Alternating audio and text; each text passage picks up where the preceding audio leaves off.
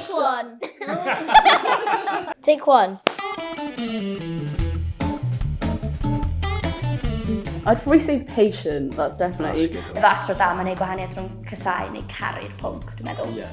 I just think the school environment as a whole is like quite nice to be in. They're sometimes kind and sometimes very serious. And sometimes silly. And sometimes funny and silly. Weithiau mae nhw angen bod yn serious, ond hefyd mae nhw angen gallu bod fel cael laugh o stwff. Athro neu athrawes da, rhywun sy'n cael banter. Banter? Banter gyda ni. Ie.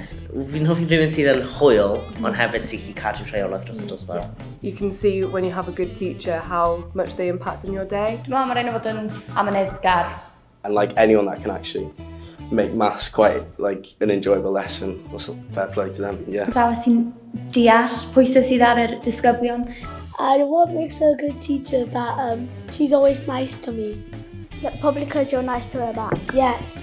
If the class has been really noisy or something, tell them to calm down a bit. A fel os fel gweud ti, ond dwi'n gwrdd dosbarth. Oh, cheers. Mae'n gallu fel, ddim fel glwyddi actually. Mae'n os maen nhw'n dweud si dau waith o wedyn, maen nhw'n angen dweud trydydd gwaith, maen nhw'n dechrau gweud, ond hwnna beth i angen mewn athro. Hey guys, get out. I'm dead now. Diolch.